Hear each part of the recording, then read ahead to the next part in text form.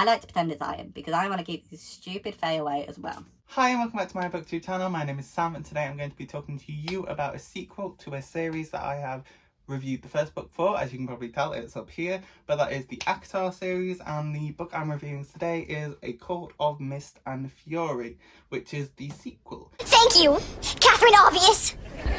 And as you probably tell, if you've watched my previous video, if you haven't, check it out. I'll leave it linked at the end, but also it should be the video before this one, so definitely check that one out before watching this one because it was so much fun, and it's it is literally my most popular video, and I'm really grateful for that because it was such a fun video to just slander a book. But yeah, check that one out if you haven't already, but if you have, we'll talk about this one today, and this is a slight improvement. It wasn't great and it wasn't good, but it wasn't as awful as the first one. Like, the bar was very low for this to be better, and it kind of just scrapes by above that bar, so there's a positive. I'm police. Okay, then name one law. Don't kill people? That's on me, I set the bar too low. It is slightly better than the first one, but not by a huge margin. Now this video is going to contain spoilers because this is a review for a second book in this series, and I don't really know how I would review this book without spoilers. So if you want to read this book and you haven't already, maybe don't stick around because I'm just going to bully this book. But if you have read the book, be sure to stick around, leave a like and subscribe if you haven't already, and we'll get straight into this review. So just a little note from future me before we get into this. This video is kind of a little bit all over the place. I kind of just talk about whatever comes to my mind at the time, but I try and keep it structured by going through the plot. But yeah, I hope you enjoyed this video. If you notice, I didn't acknowledge her, but this is Tessa in the background. She's making a little kitty cat. So yeah, I hope you enjoyed this video. We'll get on to it. So in this book, we dive straight into Tamlin has proposed to Feyre and they are now getting ready for marriage. We get a bit more of Tamlin, who seems to have caught Amarantha's cartoonish villain because his character has a complete 180 from where he was in the first book. In the first book, he's kind of this sweet guy who's like the main love interest for the entire book, and then straight away in this one he's like one-dimensional bad guy, abusive relationship. He is terrible. Like, he was abusive in the first one. I even pointed that out. It was very obvious how abusive it was, and when I was reading comments it was like, oh yeah, the red flags are in the first book. If you look at it, they're not obvious. It's like, he pushed her against the wall. How much obvious for a toxic relationship is there to someone pushing you against the wall and biting you? But anyway, that just annoyed me. I saw people be like, there was red flags in the first book but it wasn't obvious, and I was like, yes, it was obvious. But in this book he straight away, without any nuance, just becomes full out abusive. He tries to lock her up, which leads to her, as soon as they're on the wedding day, she's just like begging in her brain, like, I don't want to do this, I don't want to do this, I want to get out of here. I'm very sorry if I've let anyone down or if I've caused any ag, but I have to look after number one. I'm a celebrity, get me out of here. Can't do it, I have to go. I have to start living my life the way I want to live it, and this is not it. And because her and Rhysand share a mental bond due to the deal they made in the last book where she has to spend a week with him every month, because of that bond, he comes and takes her away and she flees the wedding, and Tamlin's like, oh bro, I was gonna marry her, why'd you take her from me?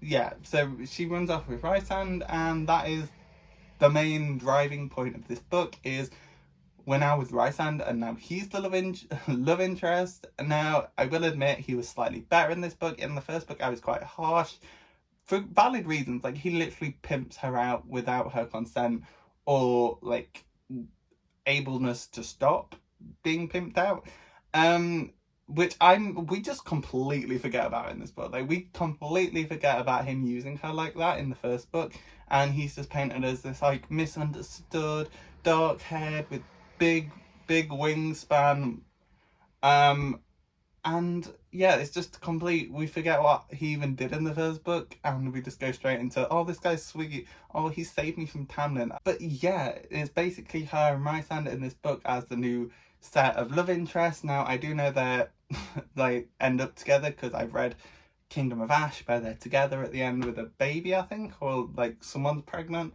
So I know they get together, and this book is just there to put that in place. They are very much connected in this book. Yeah, straight away into this book as well, there is a smut scene with her and Tamlin, and it's already like the writing of Sarah J Maas.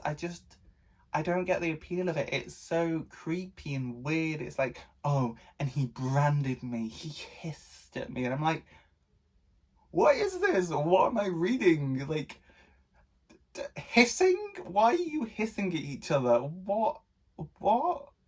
And I was like, I've finished seeing this book, I'm really surprised that it was actually classified as a YA book. Like, the whole series was classified as a YA fiction, YA fiction fantasy, and really, I honestly think that was a mistake when they first classified this book. I think they've changed it to new adult now. I think I heard someone say they had. But knowing this was young adult, where like young adult varies, like they were all like young people, and I know my friends read this in secondary school, but they were like young people reading these books, and this is just disturbing because this book is very intense. Rysand comes in and takes her away before her and Tamlin fully seal the bond and get married. And then we kind of just have Tamlin for the entire time, and a quote that I really liked was, "No one asked for your opinion, Rysand," which Feyre said, and I just found that the best quote. That was the best quote in this book because it really sums it up. Like, no one cares, Rysand. Shut up. Brutal, but like I didn't like Rysand. He was more like appealing as a character than he was in the first one. Like, I did kind of like him in the first one because they had this dark atmosphere, like everyone was scared of him. That's completely removed in this, but like everyone just sees him as like a mate, like, oh, hey up Rysand, hey up, how you doing? And his intimidation factor is just gone. It is completely gone. He is just now this brooding hot hunk in this book who is very okay, I guess. The only interesting part of his character was just removed. So yeah, no one asked for your opinion, Rysand, just shut up. Rysand takes Feyre to this new city, which I've forgotten the name of it. It's something beginning with a V, I think. And he basically has this hidden city that as soon as Amarantha came in and took over the kind of the continent and the courts and everything, he managed to hide it from her, which, first off, how do you hide an entire city? Wouldn't it be like on maps and people would know that it was there because they traded with it and had family there maybe? Like, how do you just completely hide an entire city from the whole subconscious of an entire continent? Like, surely there's maps with that city there. There's surely, like, that wasn't really explained. He was just kind of like, yeah, I hid the city as soon as she came over. It was like, oh, okay. Well, does breathing place that? Okay. So he takes her to this hidden city that he's kind of like the leader of with his band of buddies who, okay, I'll get into them in a minute. But he takes her there, and we kind of see Feyre has inherited some powers from the 7 High Fae who brought her back to life in the first book. Still think they should have left her dead, like. So, clap if you've ever wanted to kill somebody.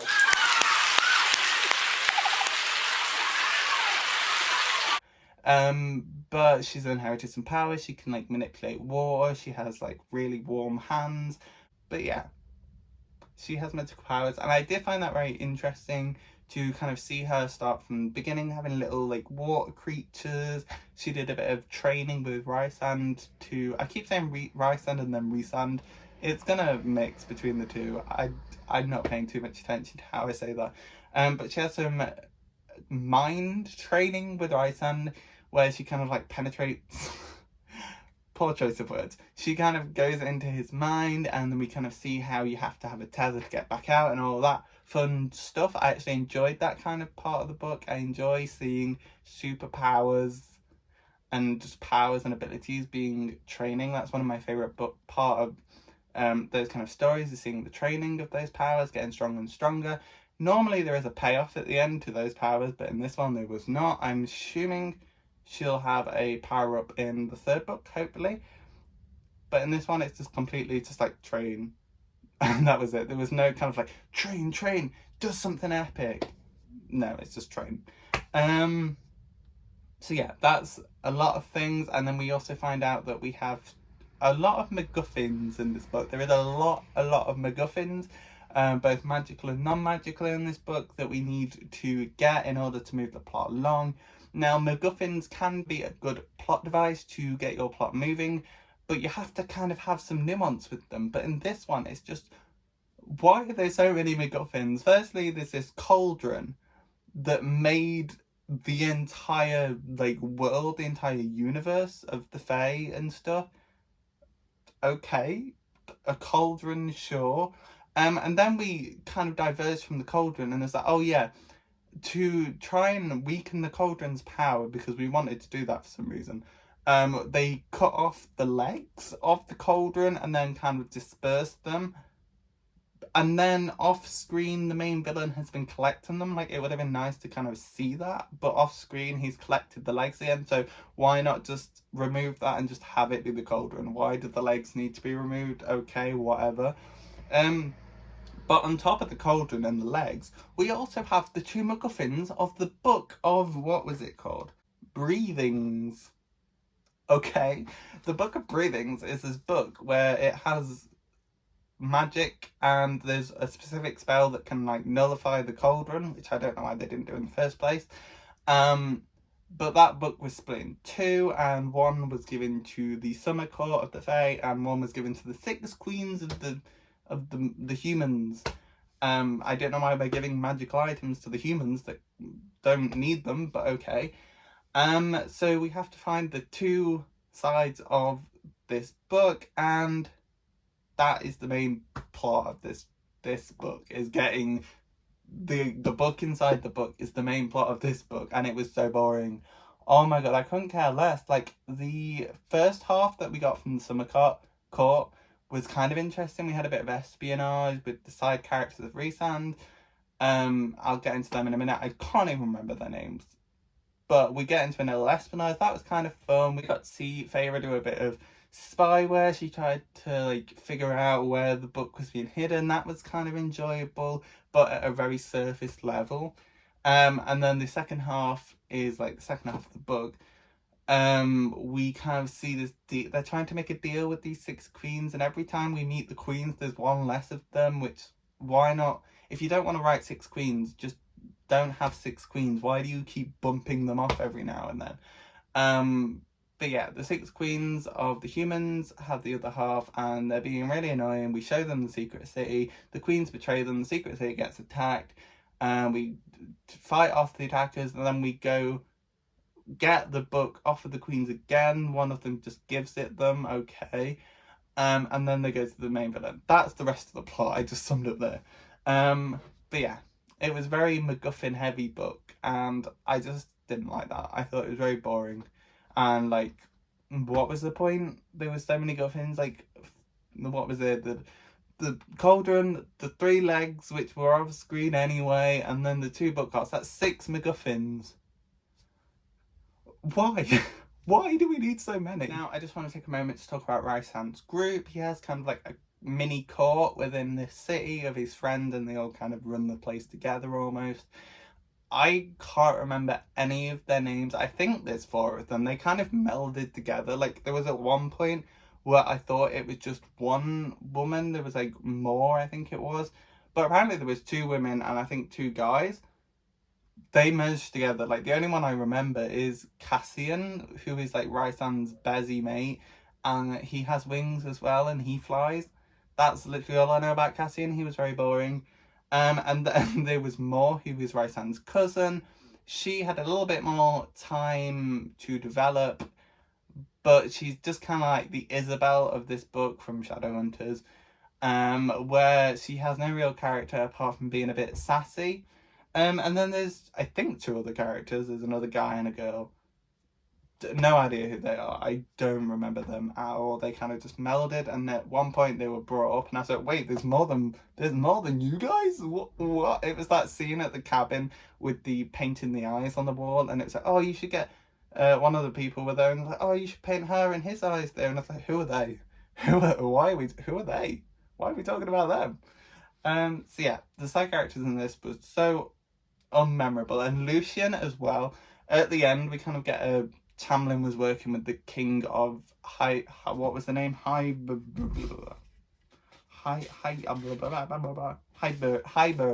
The king of Highburn. We found out Tamlin was working with him because he made a deal with the king and was like, hey, dude, I'll let you attack the land through my court if you get me Feyre back, because he thinks that Rysand has Feyre under mind control, and that's why Feyre ditched him.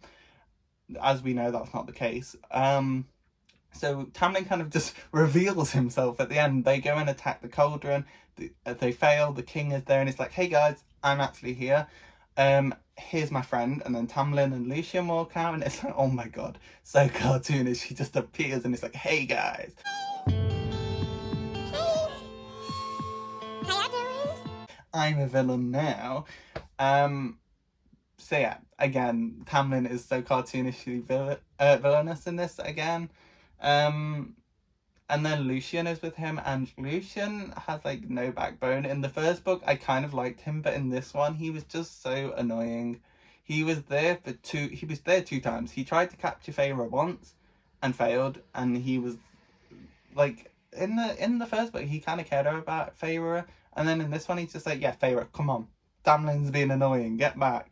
And at the end, he's like, oh my god, at the end, they bring Feyre's sisters. The king brings in her sisters, Esther and Nesta. No, that's not their names. Nesta and Elaine. I like Nesta. I know a lot of people don't, but I think she's funny because she's just like, I hate all of you. And I agree with Nesta because, like, I hate them all too, Nesta. Let's be buddies. And Esther is, like, married. Oh, wait, is it Elaine that's married? I can't remember. But one of the sisters is married and they wear, like, iron rings to keep away the Fae. No, that doesn't work. And I want it to be in solidarity, so I wore my ring. It's silver, not iron, but I like to pretend it's iron because I want to keep these stupid Fae away as well. But the sisters get dragged in at the end and it's like, hey, Feyre, you can't fight me. I'm the king and I have your sisters. And he kind of turns her sisters into Fae to try and test the cauldron because the 6 queens were working with... I'm being very, like, all over the place with this review. I'm so sorry. Maybe that'll add to the charm of this video. But he brings in the 6 queens who are also with Tamlin and they come out and they're like, well, there's only 4 of them at this point. But they come out and they're like, yeah, we were working with the king of Highburn as well, but because we want immortality. And the cauldron gives us immortality. Just suddenly, yeah, that's a thing the cauldron can do, is give people immortality, okay. So he kind of uses the sisters as like testing bait to put in the cauldron to give them immortality and turn them into Fae. Don't know why he didn't kill them afterwards. Surely that would have made more sense than giving them superpowers, basically. You made them Fae with enhanced abilities. What was the point in that? Okay, you just gave your enemy 2 more people to fight against you, whatever. And then Lucian is like helping Elaine up or whatever. And straight away, without any development, he's just like, oh my god, we're soulmates. And it's like... It was like at the last chunk of the page like that. And he was like, yeah, we're soulmates, by the way. And it's like, that is so out of left field that they're suddenly these soulmate characters that have intense love and are meant for each other. Like, okay, throw that in without any development. I'm not even sure they met before. Or maybe they met in the first book. They haven't met before. And he's just like, oh yeah, she's me mate. So that was super shoved in there at the end, is about the mates. And also I want to bring up like the whole mate situation in this one. In this, it's basically like all the mates, it's like an animal thing where they have mates who are 2 people that are really meant to be together, like soulmates. But in British slang, mates can be used to signify friends. So you go, oh, I'm just gonna go hang out with my mates. Oh yeah, me and my mates are gonna do this. So every time I read this book and Feyre did that, oh, he's my mate, just like in Maggie Steve Otter's Shiver, terrible book, where she was like, oh, my wolf, just constantly. In this one, Feyre's like, oh yeah, my mate. I just kept reading it as her kind of like friend zoning Rysand. She's like, oh yeah, he's just my mate. We gotta go save my mate. But it was supposed to be this kind of like romantic, he's my soulmate, we need to go save him. But I just read it as, yeah, he's my mate. We gotta go get him, guys. Gotta go get my mate. That's just a little thing I wanted to point out. Okay, I just filmed a whole part of that and it wasn't even recording, so I was just ranting to myself. Okay, so basically the book ends with Feyre pretending to be under Rhysand's mind control and goes back with Tamlin, and she asked the king to be like, oh, break my bond with Rhysand. I was actually under his control. I need to go back with Rhysand, because she sees that as the only way of her being able to escape. And she mind texts Rhysand like, get out of here with these books, get my sisters out of here. So yeah, they get their sisters out of there, and then she goes back with Tamlin. That's kind of where the book ends off, on a very climactic moment. Rhysand gets back to the city with these sisters, and she is now with Tamlin. And I assume in the third book we're going to see her and Tamlin, and they're probably going to romanticize Tamlin again, because you know what Sarah J Maas is like, and I'm really not looking forward to that. I'm looking forward to Lucian to be sassy and probably grow a backbone, hopefully. And I feel like him being just magically soulmates with Feyre's sister, like it's just tossed in there. It's like, oh yeah, we're soulmates now, with no development, just randomly. But I feel like that was only done so that Lucian will be on Feyre's side in the third book and help her escape Tamlin. I feel like it's the only reason. He's good about, oh yeah, your sister's my mate, I may as well help you. So yeah, she breaks the bond with the Rhysand escapes with the book and the sisters, and then the king's like, oh my god, you stole my book. That's mean. And that's the end. Very climactic ending. That kind of just cuts off. So that's basically the main plot and bulk of my review of this book. I have a few more little things to go through, so I'm just going to say my thoughts on a few little things. Feyre's painting hobby, like a huge part of her character is she's a painter, and in this book it's kind of just forgotten. Like, she does a little bit of painting, and she even does the dirty with Rhysand with some paint supplies, which was a complete waste. But yeah, that's just kind of not there anymore. Like I mentioned in the first one, she's not a very painter-esque character. Like, normally if your main character was a painter, you would describe things more visually and beautifully, and you'd have your character like, oh, the swirls of the sky blended and beautifully with the aptitude of the clouds, I don't know. But in this one it's just kind of like, oh, that's a pretty colour, oh, I could paint that. And it's like, okay, this isn't a really well developed trait of Feyre. But yeah, it was just kind of forgotten in this one. And overall it was kind of very bland and boring. The side characters are very boring, especially Rhysand's fans. Like, I don't even know two of them existed until the very end. Cassian is just Rhysand 2.0, but a bit lamer and with no interesting qualities. And overall it's just a bland book. Like, it's better than the first one by a short margin, but it's very bland and forgettable. I'm definitely not looking forward to reading the third one, but I'm definitely going to do a video on that, because I've kind of got to now, haven't I? Also in this book also suffered a lot from long benign monologues, some random characters that would tell Feyre their backstories and their kind of like whole story, and it was like, I don't care, shut up, this world is stupid, this world is boring, the development is not great, it's just long pages and pages of exposition, especially when we were finding out about the MacGuffins. And also Tamlin and Rhysand's backstory of them constantly killing each other's family members was very convoluted and really kind of messy, because it was like you got told one thing at one point, then another thing at another point, then another thing at another point. It was like, just pick a story, stop going back and forth with it. So that was very messy and convoluted. That was just a messy book with a lot of stupid things in it. So yeah, that's pretty much all my thoughts about this book at this point in time. I read it yesterday, I finished it yesterday. So yeah, I hope you enjoyed this video. It probably wasn't as ranty as the first one. It was definitely all over the place, because I just like to talk about whatever comes to my mind. I do have notes and I try and stay in that order, but I just talk about whatever comes to my mind at that time. But yeah, I was probably just as messy as this book was. So if you enjoyed this little rant, if you watched till the end, leave a like and subscribe. I'll definitely get a video out for the third one in 2023 at some point. Hopefully it might improve. maybe it'll get worse. I guess we'll see. But yeah, this series is not the best. It's not my favourite, but we'll keep going with it and hopefully you'll stick around. So yeah, thank you for watching. Like and subscribe, comment and let me know your thoughts on this book, whether you agree or disagree with me. Don't leave any hate in the comments. I'm sorry if this is your favourite book, but it just wasn't for me. Yeah, that's all I've got to say.